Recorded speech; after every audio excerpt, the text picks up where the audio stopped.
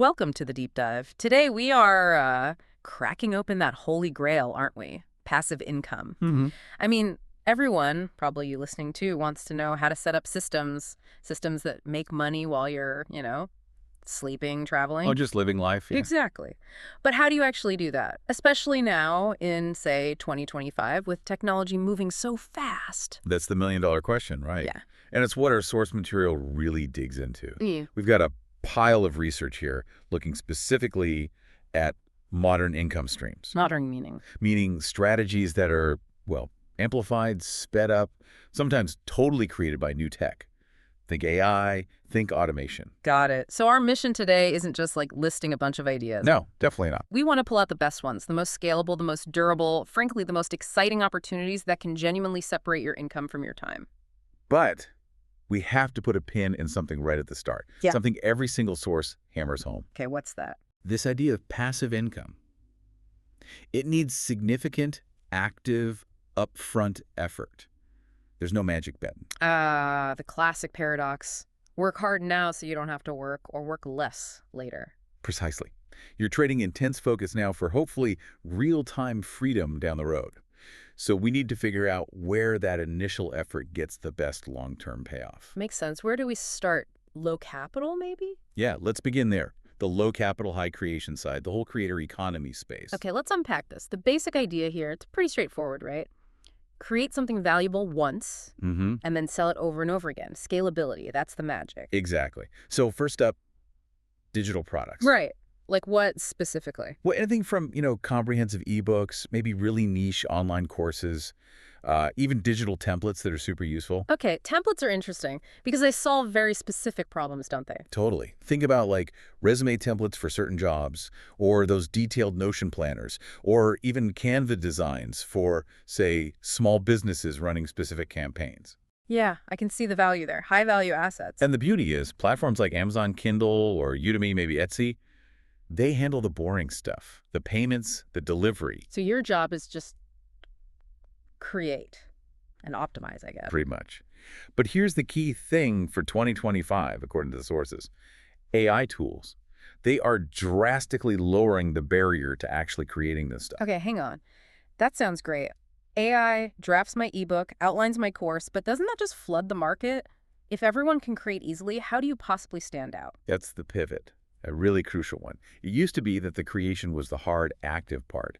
Now AI makes creation faster, cheaper. Right. So the active work shifts. It shifts towards hyper-niche specialization, finding that unique angle, Yeah. and strategic distribution, solving a problem AI hasn't quite nailed yet. Okay, that frames the effort differently. It's less about the raw making, more about the smart positioning. Exactly. Now, shifting gears slightly, physical goods, but without the physical headaches.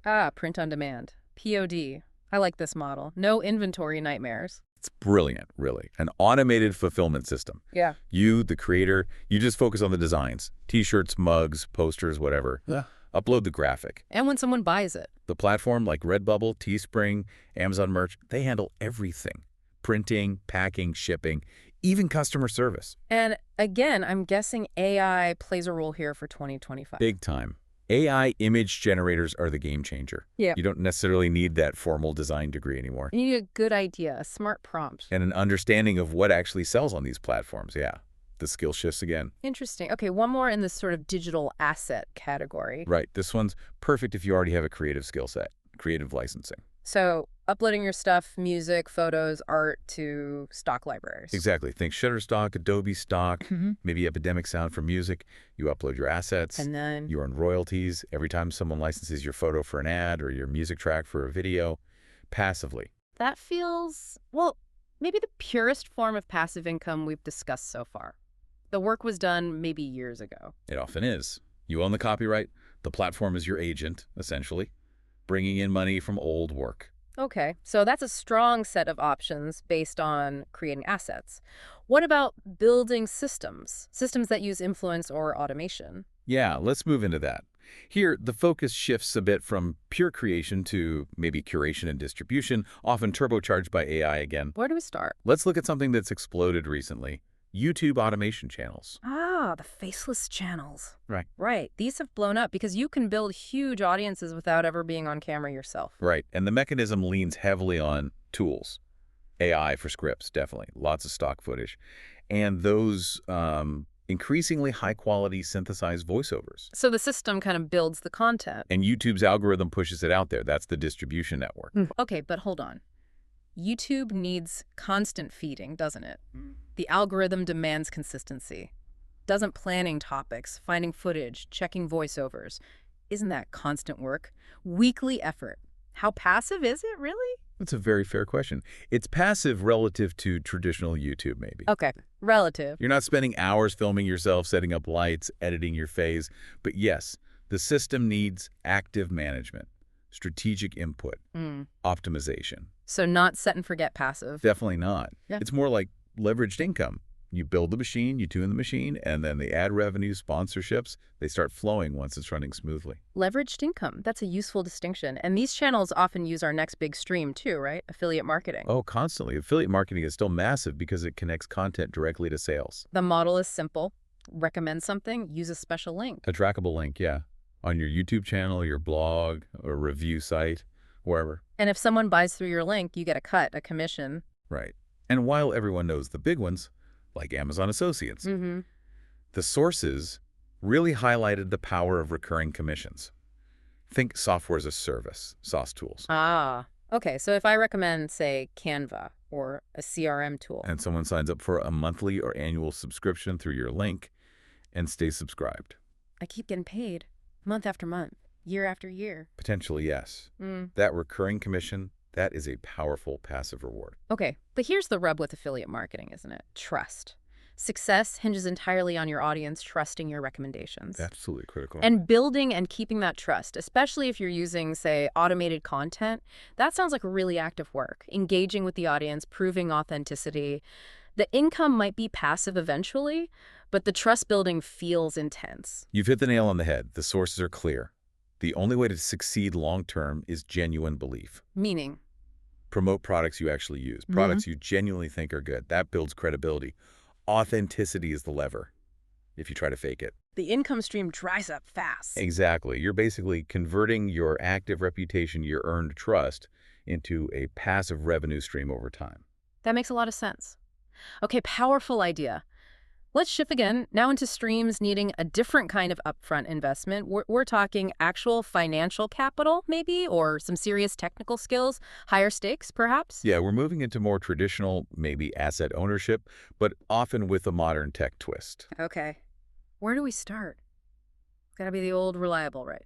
Dividend investing, the bedrock. Can't ignore it. Yeah. Simple concept: buy shares in solid, profitable companies. The sources mention classics like Coca-Cola, Microsoft, Right. HDFC Bank for an Indian context example. Right. Companies that consistently pay out a slice of their profits to shareholders, usually quarterly. And the key strategy here isn't picking winners necessarily, but the long game. Absolutely. Start early if you can, Yeah. and crucially, reinvest those dividends automatically. Let the magic of compounding work. Exactly. Your passive income starts earning its own income.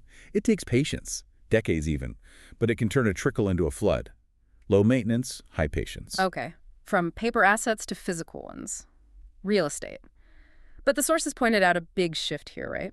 It used to require huge capital or being a landlord. Which isn't very passive. Right. But now we have real estate crowdfunding. Yeah, this is fascinating. It allows fractional ownership.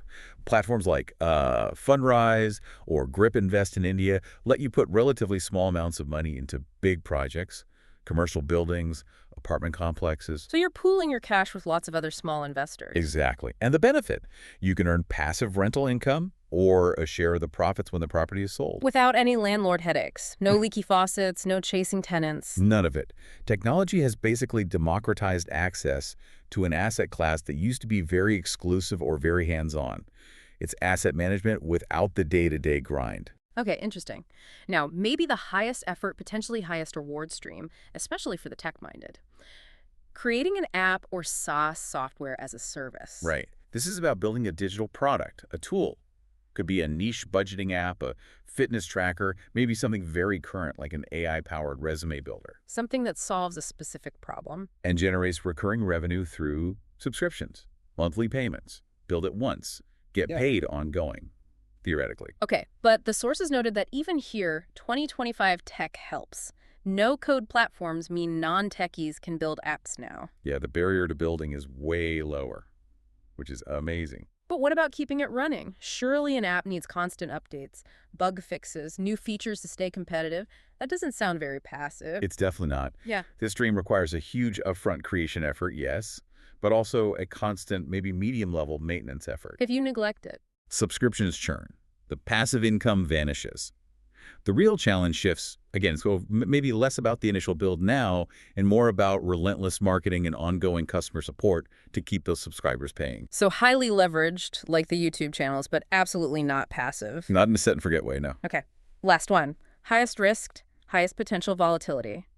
Crypto staking and DeFi, decentralized finance. Yeah, this is the Wild West, relatively speaking. The idea is earning interest or yield by staking crypto you own. Meaning? Basically locking up assets like Ethereum or Solana to help secure the network, validate transactions. In return, you earn more crypto. It's kind of analogous to a high-yield savings account. But with potentially way, way higher returns. Exponentially higher, potentially. Far beyond traditional banking. Okay, but the risk, the sources were pretty loud about this, weren't they? Unambiguous. Critical warning. Crypto is super volatile, largely unregulated, while the returns can be incredible. You have to be careful. Extremely. Anyone looking at this must think about diversification across their whole portfolio. And the golden rule, only invest money you can genuinely afford to lose completely. So it's passive yield, maybe, but generated from a very active, high-risk decision? That's a perfect way to put it. Okay, wow. So that's 9 distinct streams, from like licensing old photos to staking high-risk crypto. What ties them all together for 2025? Is there a common thread? I think the connector is leverage, specifically leverage driven by modern technology. How so? Well, whether it's AI making content creation cheaper, or fractional ownership making real estate accessible, or DeFi creating new yield mechanisms, every single stream uses tech as a shortcut. A shortcut to scale things up. Exactly. Scaling creation or scaling investment far beyond what you could do manually or what was possible even 5 years ago. And the ultimate goal, the payoff for getting these systems right. Time freedom. That's the end game. Setting up assets, building systems today so that your future income isn't tied directly to the hours you put in. Decoupling time and money. Which brings us right back to where we started, that paradox. Yep. Financial freedom doesn't come from passive wishing. It comes from strategic, often intense, active effort up front. That really is the core takeaway, isn't it? Thank you for wading through all the source material with us today. No problem.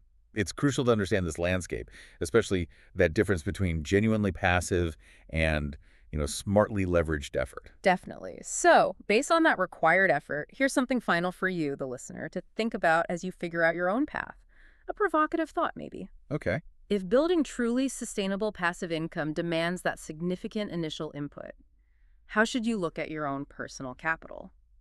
Is your strength, your time, your money, your creative skill? How do you decide which type of upfront effort, building digital stuff, building influence, buying assets, gives you the most efficient route to long-term time freedom? Yeah, think about where your existing skills lower that initial barrier the most. That's probably your strategic starting point, your advantage. Something to mull over. We'll catch you on the next Deep Dive.